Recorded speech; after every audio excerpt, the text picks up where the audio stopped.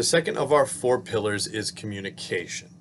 Communication is one of the most complex yet integral parts of our lives. We often think of communication as language, and often language is associated with spoken word. And despite all that, 93% of all human communication is nonverbal, and we rely heavily on the other 7% where each of our words have a consequence. This does not take into account our digital communication, that if you are like me, probably 93% is done over the internet, with only about 7% of the tone breaking through, which can at times put you into tough situations.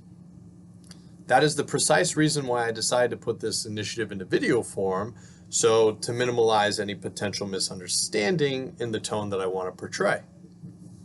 For this purpose, we are looking at communication through three different lenses: club communication to its staff and members, coach communication to the parents and team, and an all-encompassing look at in-game communication. I could probably build a complete library of videos for all of these topics, and I probably will, but we will use broad strokes for right now. Let's start with club communication. Some of my comments will reaffirm what you are already doing. Some may present themselves as reminders, but the goal is that everyone is on the same page. In my opinion, a club needs to look at themselves as if they are running a business. What I don't mean is a club needs to always be focusing on that bottom line. If you are for profit, supplying the customers, who are the parents if you recall, with a great product will in effect do that naturally. It starts with your vision statement, mission statement, and core values. This is your backbone. Whenever you have a moment of adversity, conflict, or controversy, even when you fall into a moment of question, it's good to go back to these things and reevaluate your club to see if you're following your vision and mission, all while emphasizing your core values. I browsed around a few websites today. Not all clubs even have them on their sites. Your responsibility is to then clearly communicate what your goals are to your employees, which usually are the coaches. It's one thing to have them sign a document saying that they understand the rules.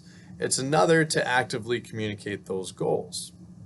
I remember when I used to coach club, once the season started, it was, off you go, you have your team now, good luck. I could have been the biggest jerk in the world, and unless someone complained to my club, no one would have known. I see this frequently. Providing your coaches with the resources needed to improve as a coach is key, especially because most of our coaches are new, volunteers, or both. And just because a coach has been around for a long time does not mean that they are a good coach. So evaluations should be frequent as well. In our careers, we are used to getting annual or semi-annual reviews. Why aren't we doing these in the clubs? The club should also provide their coaches with what they should be communicating to their parents. A preseason team meeting is an important practice that each coach should be doing for their teams. This gives the coaches an opportunity to not only get to know the parents, but more importantly for the parents to get to know them. We need a clearly define the expectations to the parents about not only what they will expect, but also what is expected from them. This communication is crucial as it will allow the coaches to follow up with anyone who is not living up to their end of the bargain, falling in line with the values set forth for their club. This leads to game day, which is an assessment of how well you as a club have communicated expectations, followed up by the coaches laying out those same expectations. If a parent is unruly, we must not have delivered that message effectively. This is on us. Relay those expectations again. That parent continues, there must be a disconnect.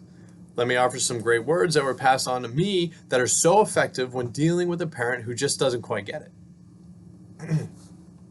Sir, ma'am, I know you want what's best for your child. Unfortunately, it's your persistent behavior that is negatively affecting this team. I need you to trust me that I too want what's best for your child. If you are unable to change your behavior, that is your choice, but it will not be allowed to be continued on this team. If you choose not to continue with this team, please let me know. And if you're going to be pulling out your child, and we'll move on from there. I'll understand. that is your choice. Or something along those lines. I tell you, this can be so powerful. The wording can change a little bit, but it is also very effective. This can also be used for your club administrators who are dealing with a coach who is not showing actions that are consistent with what your club is trying to do. It's effective communication. I also want to throw out a little nugget that some of you may already implement into your programs. I live by it. It's not cutting edge, it's simply effective. It's called the 24-hour rule. We all know that game day brings a different level of angst. We all know that winning games brings that instant gratification to us that we're doing something great, if you don't sense my sarcasm. But we've also all witnessed that competition brings out the worst in people, what I am now calling a maniac producing machine. It's very simple, and it needs to be communicated to families as well. The 24-hour rule. If you are upset about something after a game, we won't talk about it until tomorrow. If you still feel strongly about it in the morning, let's talk. We may not agree, but at least we'll be clear-headed. And there you have it. I'm trying to keep this simple and concise. One of my communication flaws is to over-communicate. Sometimes I just say too much. Simplicity is a virtue, even with complex topics such as this. We'll also be speaking briefly on the whats, the whys, the hows. To be more specific, what needs to be communicated to our coaches, parents, players, and within our clubs. Why? The purpose of our communication, because everything we say and do has a consequence, but also how to communicate effectively within our clubs. The who's, where's, and when's will all come down the road as well, but for now, this is simply the introduction of our second pillar, communication, the most overlooked, taken for granted life skill that we all need to work on daily. It's time to be better at this too.